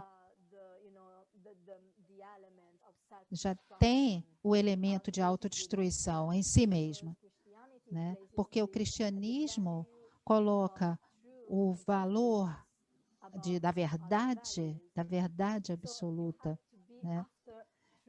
Então, você precisa perseguir a verdade através do cristianismo, mas depois que você encontra a verdade, o cristianismo não pode existir mais, né? De forma lógica. Então, a partir de uma perspectiva lógica, pode ser uma contradição, mas se você adotar uma perspectiva diferente, talvez seja uma perspectiva um pouco mais mística, você pode, na verdade, circundar o problema, né? E ainda assim, né? Quer dizer, compreender o problema, a verdade do problema, e ainda assim seguir o cristianismo. Então, Jung realmente considera essa experiência como uma experiência de misticismo. Quer dizer, como que você pode considerar ainda experienciar o cristianismo quando você escolhe, não necessariamente o cristianismo, mas o divino, quando você escolhe manter esse elemento, né, depois que Deus morreu, né, na sua opinião, na sua compreensão? Aí o que eu vejo na minha clínica, assim, né? No meu caso, eu fui criada como católica no Brasil. E, através da terapia, eu simplesmente não precisei mais do divino que eu recebi. E foi uma liberação profunda. Mas o que aconteceu aí, que eu acho que foi problemático, foi que o chão metafísico que me sustentava rompeu. E isso deu uma série de problemas que eu só fui identificar depois. E com a psicologia do Jung, eu fui entender, quando você fala desse elemento metafísico, que a ideia do self como um conceito abstrato, mas como um placeholder.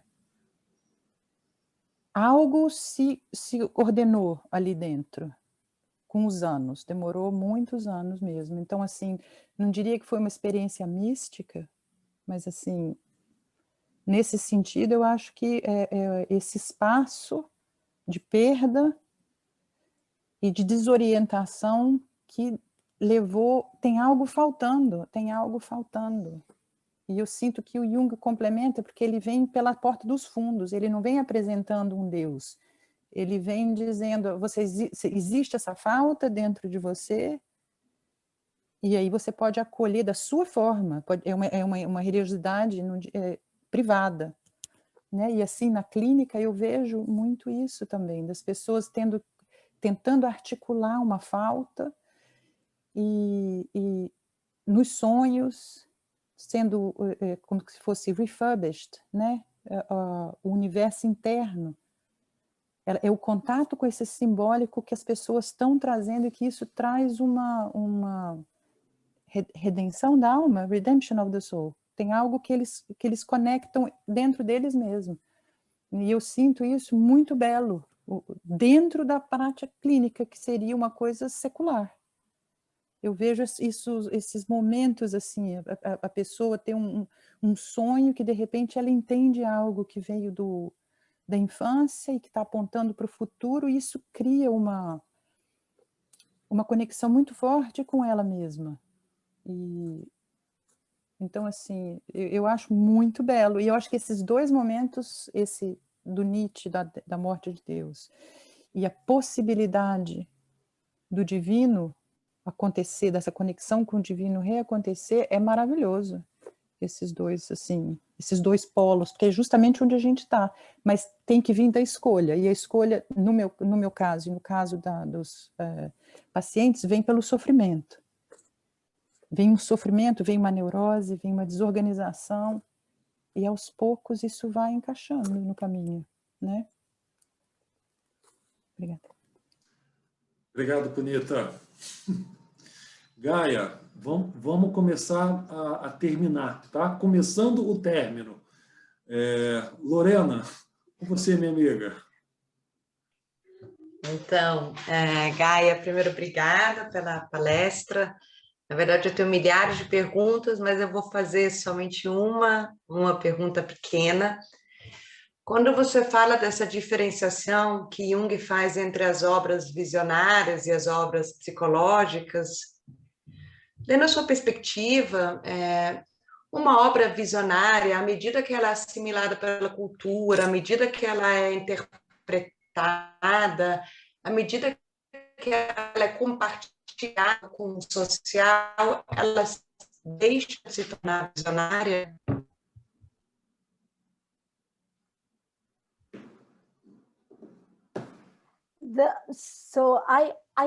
Eu acho que ainda seria visionária, né? No entanto, de acordo com a interpretação de Jung, isso não pode acontecer, porque quase que por definição uma obra visionária é com frequência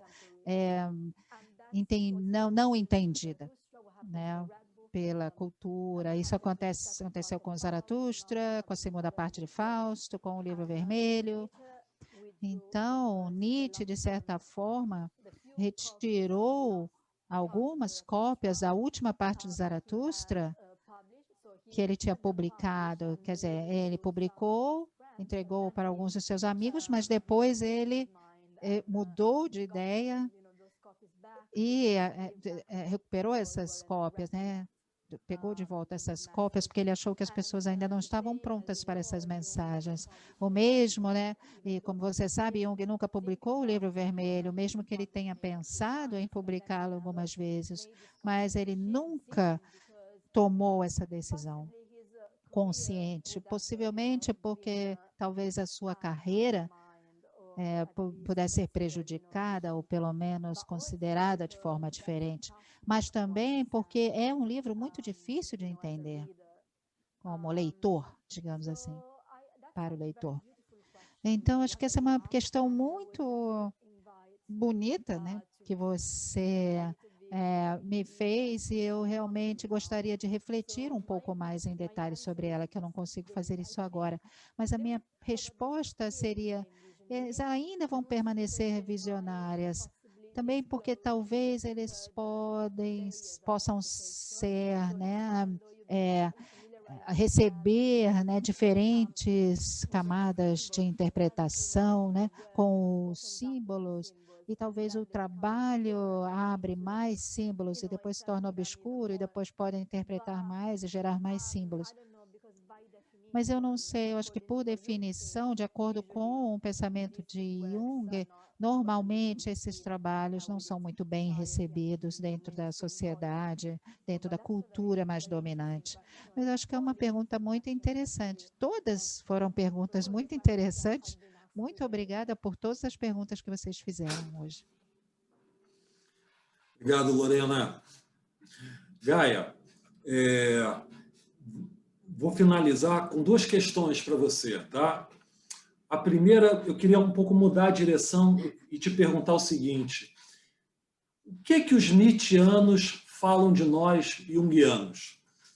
Ou seja, como é que os nietzschianos pensam ou recebem essa leitura junguiana sobre Nietzsche? O que você teria a dizer sobre isso?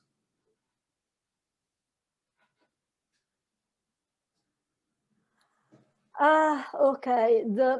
Bom, Everyone knows that Nietzsche todos sabem que Nietzsche foi muito mal interpretado, mas eu também diria que Jung foi amplamente mal interpretado.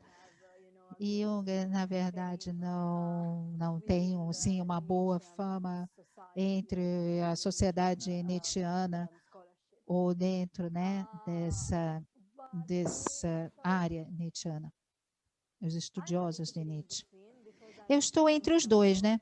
Porque eu sou a historiadora de ambos. Então, quando eu estou entre os nietzschianos, eles todos me consideram junguiana, e quando eu estou entre os junguianos, eu não posso evitar, mas eu acabo sendo nietzschiana.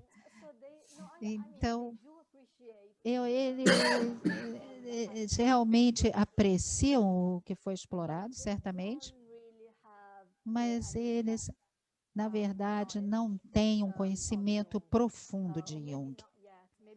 Talvez ainda não. Talvez seja ainda cedo.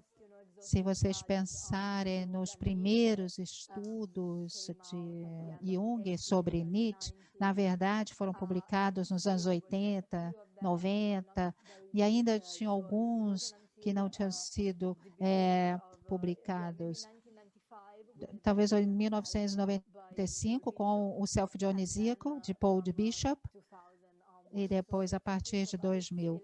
Então, se você pensar ainda, é muito recente esse tópico, né, da relação entre os dois. Mas o diálogo está se abrindo, digamos. Está começando a acontecer. Ó, a pergunta derradeira agora. O que é mais difícil, Gaia? Estudar a questão do eterno retorno em Nietzsche, em alemão, entender o conceito de self em Jung, ou ter um corpo em boa forma, como você propõe no seu trabalho de fitness? Qual dessas três tarefas é a mais impossível?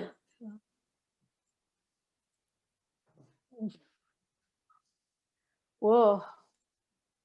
So, no, the last one is definitely achievable. A última é definitivamente, né?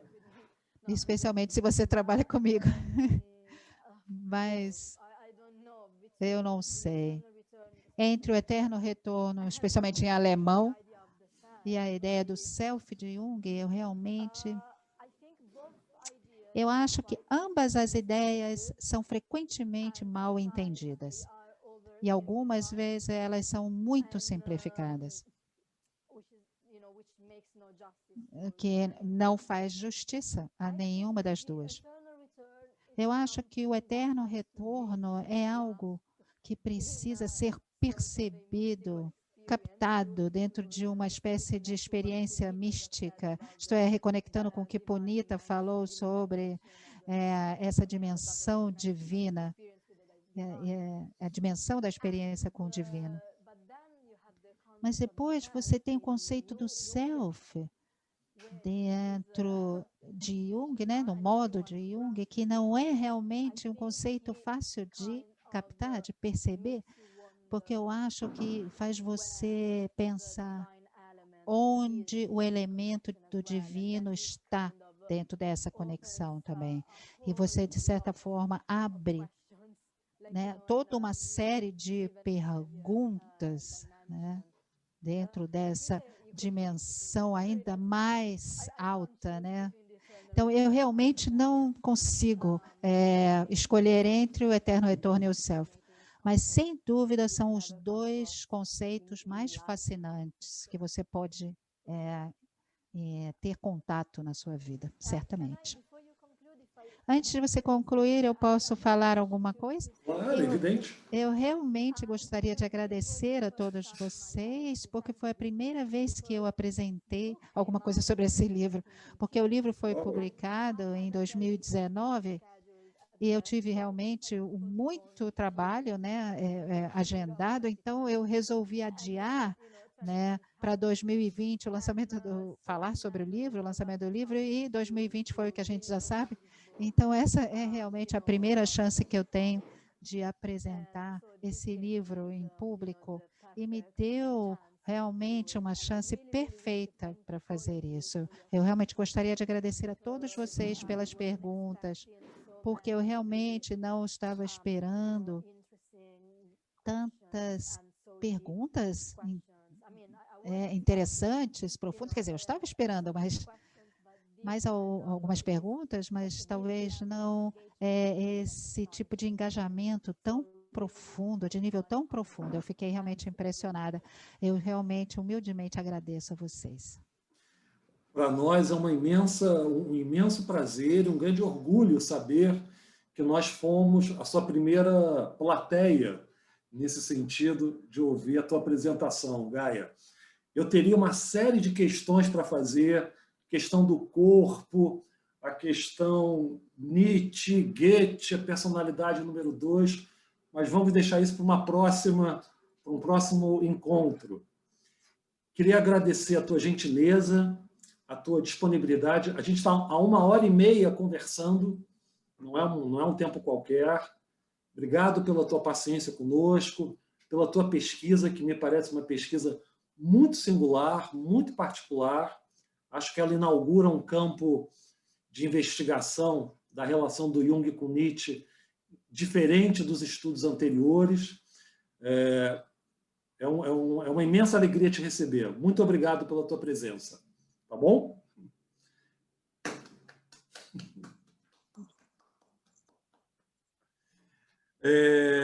Pessoal, Gaia, quer falar mais alguma coisa? Quer se despedir?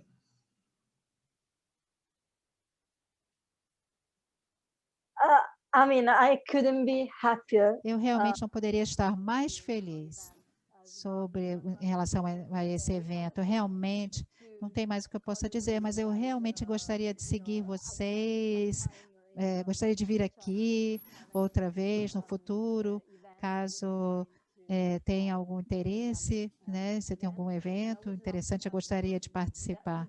E adoraria debater mais com vocês. Realmente foi uma experiência única e um grande prazer e honra. Eu realmente me sinto abençoada. E também, por favor, Feliz Páscoa, né, em tempo para todos vocês, no renascimento do Filho de Deus. Eu acho que realmente hoje é o dia perfeito, talvez, para esse tipo de tópico que nós tratamos hoje. Então, muito obrigada e Feliz Páscoa para todos vocês. Talvez seja a própria experiência da sincronicidade. Você vir falar desses temas hoje, num sábado de Páscoa. Muito obrigado. Gaia, quando você publicar o seu novo livro, nos avise também. E a gente convida você para a gente conversar um pouco mais. Tá bom? Tudo de bom para você. Boa sorte.